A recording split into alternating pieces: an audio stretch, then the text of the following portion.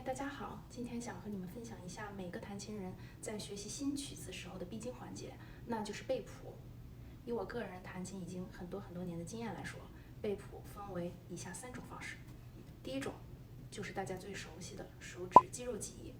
顾名思义，当你练一首曲子时间够久，次数够多，手指自然而然就有了记忆。到一个乐段，手会下意识地伸过去。肌肉记忆虽然不可或缺，但它有一个最大的弊病，那就是当演奏者在紧张或者有任何突发状况发生，专注力受到干扰的时候，会变得模糊。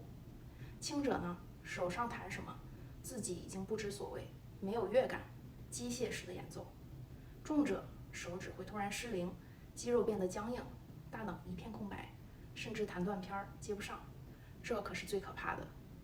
还有另外一种情况，就是大家总是习惯把一首曲子从头开始弹起，这也是属于肌肉记忆的范畴。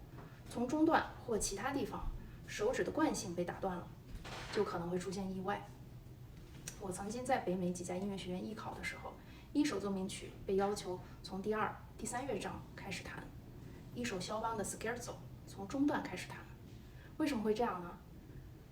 可能当评委们从早到晚坐在台下，周而复始地听上百名考生，很多还会撞曲子，他们也想换口味，让整个过程不那么无聊。当然，他们这样也是考验你的一个部分。我当时的临场感受确实还是有一些小意外的，但好在练琴时面对这种状况有所准备，所以没有弹砸。由于肌肉记忆的不稳定性，我们呢不能完全的依赖它。第2种就是耳朵记忆，其实原理非常简单。当我们每个人小的时候，或多或少都会听到一些儿歌，在家、幼儿园，父母、老师甚至玩具都会播放儿歌。很多时候我们是无意识的，歌声放在背景里。可是当耳朵哪怕是无意识的听了很多遍之后，我们也已经会哼唱了。如果这首歌词是被其他人唱错的时候，我们是能够听出来的。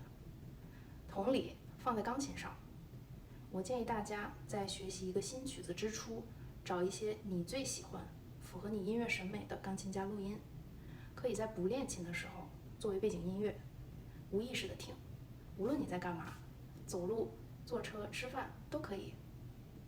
听录音这种事情也分仔细听和无意识听。仔细听呢，是在你练琴的时候做，反复的推敲、学习、琢磨、模仿。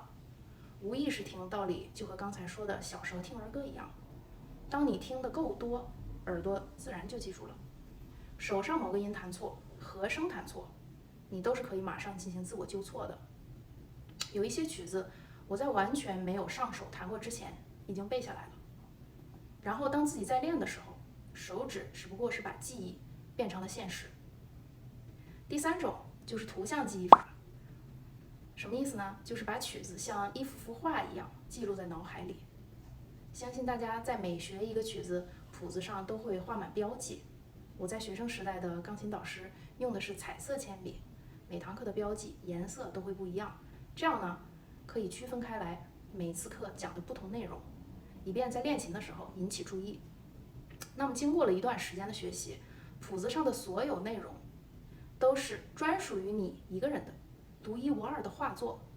你看的时间够久，这些画在你的脑海里就会留下深刻印象。当上台演奏的时候，闭起眼睛，脑海中就能浮现出它们。我非常建议大家在练习一首已经背好的曲子时，还是要照谱练琴，因为你弹琴的时候要同时兼顾的点太多，每看谱，总是会有新发现、新提醒。总结一下呢，只有把这3种记忆方法都融会贯通，在演奏的时候才会做到胸有成竹、万无一失、临危不乱。